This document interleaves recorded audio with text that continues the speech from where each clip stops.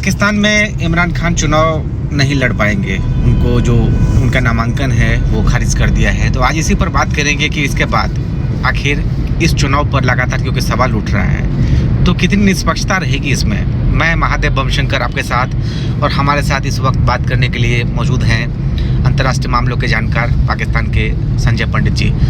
तो सबसे बड़ी बात इस वक्त यही है कि अगर पाकिस्तान में ये हालात पैदा हुए हैं जिसमें नवाज शरीफ निर्वासन की ज़िंदगी जी रहे थे, लंबे समय तक ब्रिटेन में थे, और जब से प्रधानमंत्री छोड़ी उसके बाद उनके ऊपर कुछ केस भी चल रहे थे, आय से अधिक संपत्ति का मामला, तमाम चीज़ें। तो उसके बाद हमने देखा कि जो PML यानी पाकिस्तान मुस्लिम लीग नवाज पार्टी के जो उनके छोटे भाई जो थे शाहनवाज, वो पाकिस्तान के प्रधानमंत्री पद पर रहे। उनकी बेटी हमने देखा जब इमरान खान प्रधानमंत्री थे तो मरियम नवाज को जेल में डाल दिया गया था। मरियम नवाज ने टॉर्चर का भी आरोप लगाया था, कई तरह के एलिगेशंस लगाए थे। तो जाहिर तौर पर कहीं ना कहीं ये राजनीतिक बदला भी था जो इमरान खान की सरकार की तरफ से लिया जा रहा था, ऐसा आरोप है।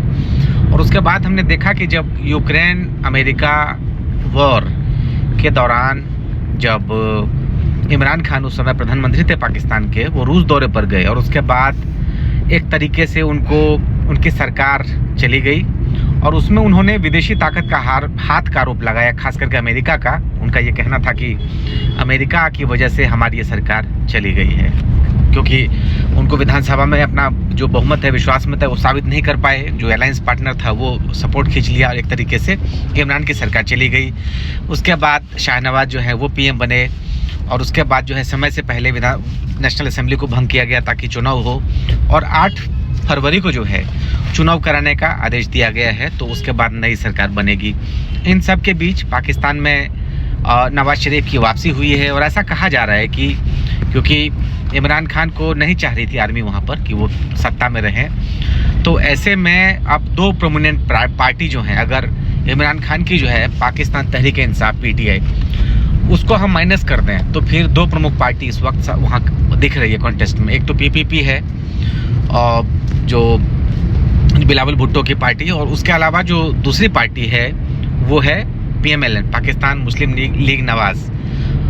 एक और पार्टी PMLQ है जो परवेज मुशर्रफ की पार्टी है, लेकिन उसको भी माइनस ही करके चलना पड़ेगा यहाँ पर। तो मेन 2 पार्टी का यहाँ पे कॉन्टेस्ट होगा और इसमें जो मजबूत स्थिति में अगर कोई दिख रहा है तो वो पाकिस्तान मुस्लिम नवाज पार्टी दिख रही है। और उसमें ऐसा कहा जा रहा है कि नवाज शरीफ एक बार फिर से, अगर इमरान आर्मी की जो बैकअप अगर मिला तो एक बार फिर से जो है वो नवाज शरीफ वहाँ की सत्ता में आ सकते हैं और कोई अतिशयोक्ति नहीं होगी अगर वो आते हैं तो।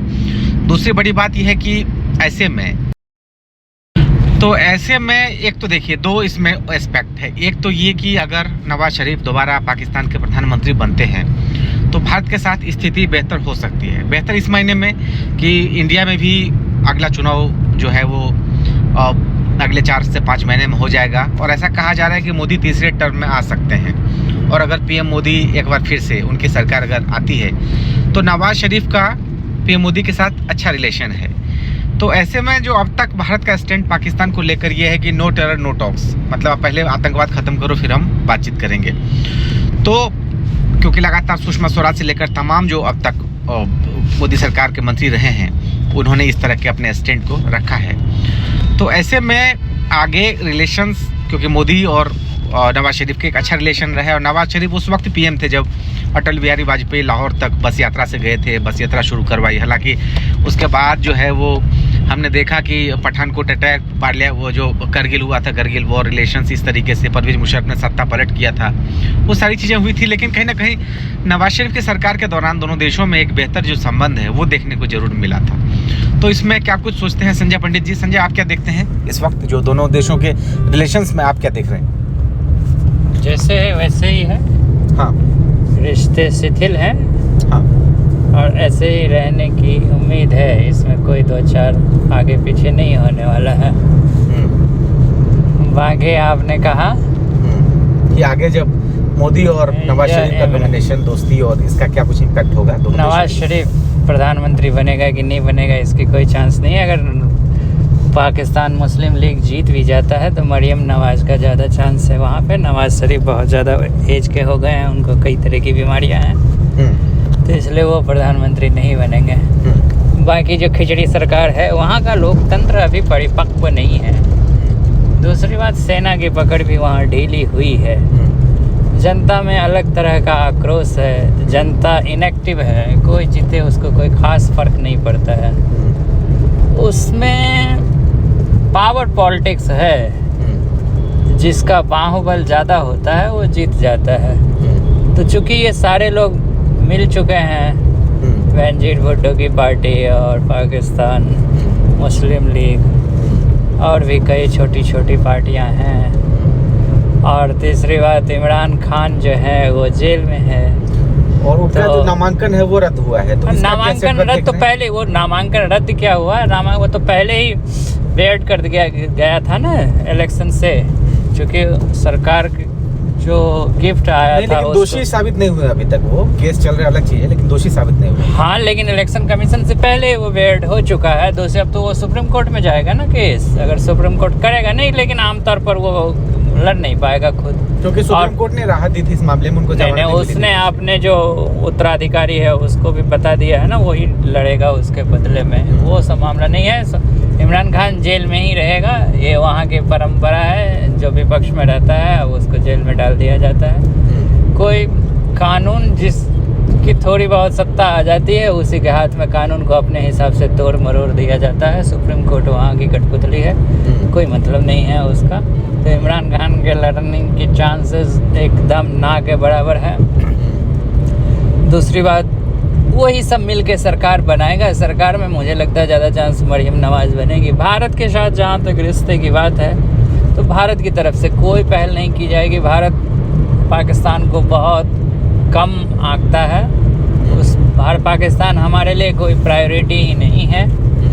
बाकी जो आतंकवाद है, जो प्रॉक्सी वार अगर पाकिस्तान की तरफ से होता है तो वो हम अपने मजबूत करने में लगे हुए हैं। किसी भी तरह से मुंह तोड़ जवाब दिया, बिग फिटिंग रिप्लाई दिया जाता है। अब पहले की तरह ये नहीं है कि जो सीमा पार से अगर गोलीबारी होती थी बॉर्डर पे तो हमें यहाँ के हुक्मरानों से पूछना पड़ता था।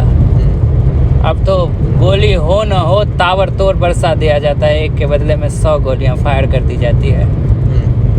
तो हम अपनी तरफ से मजबूती कर रहे हैं। बाकी वो जिस तरह से पहल करेगा, अगर वो हमारे जैसे, अभी भी हम हाफिज सईद को कहा है कि जो भाई हमें उसका प्रत्यर्पण दो, उस पर कोई जवाब नहीं आया है। बाकी वहाँ के जो आतंकवादी है वो सब धाराशायी हो रहे हैं धीरे धीरे। अब तो लेकिन आपको लगता है कि अगर पाकिस्तान आतंक के खिलाफ कार्रवाई नहीं करेगा तो भारत फिर कोई बातचीत आगे बढ़ाएगा?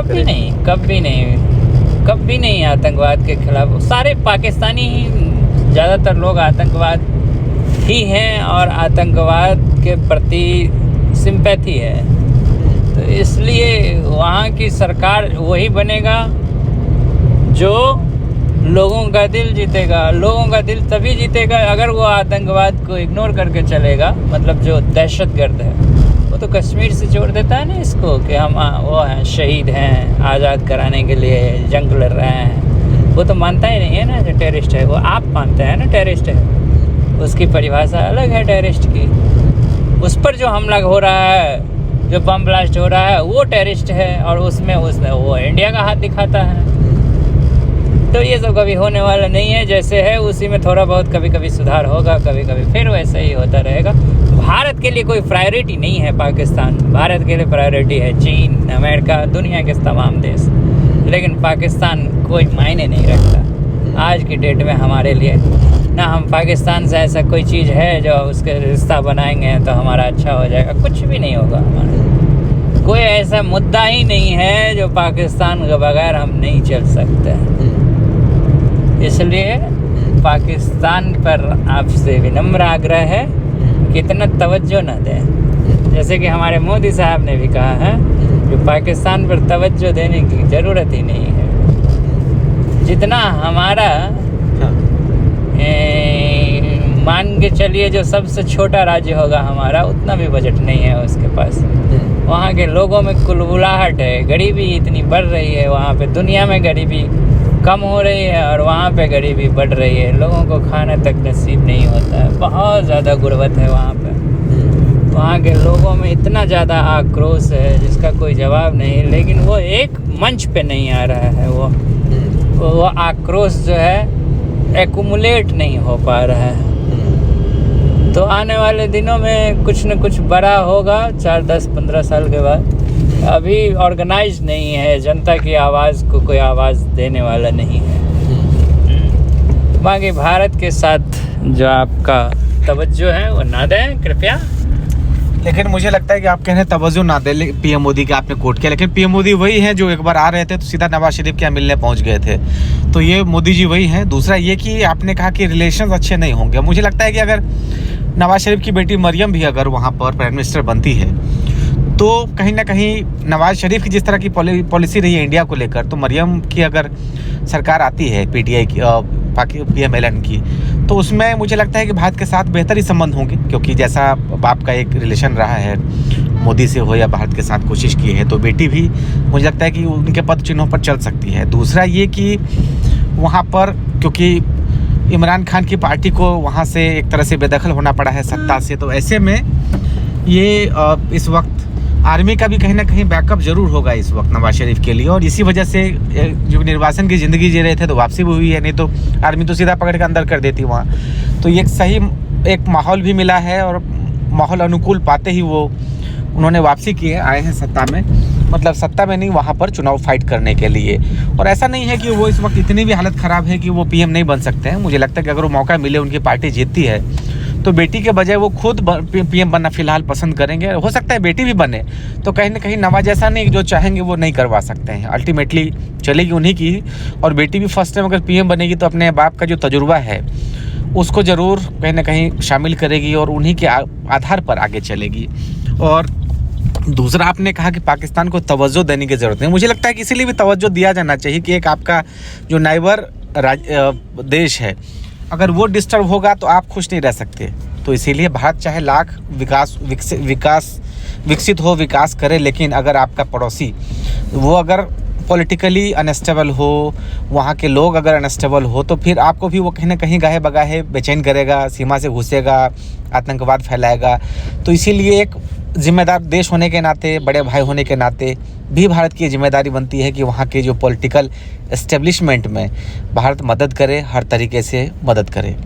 और इसी तरीके से आप इसको सुनते रहिए। हम जो देश और विदेश की जो एनालिसिस है वो यहाँ पर लाते हैं, और अच्छा लगे तो आप हमें जो है वो लाइक कर सकते हैं, इस चैनल को सब्सक्राइब कर सकते हैं। और इसी के साथ आप महादेव बम शंकर को दीजिए इजाज़त। बहुत बहुत शुक्रिया आप सभी का।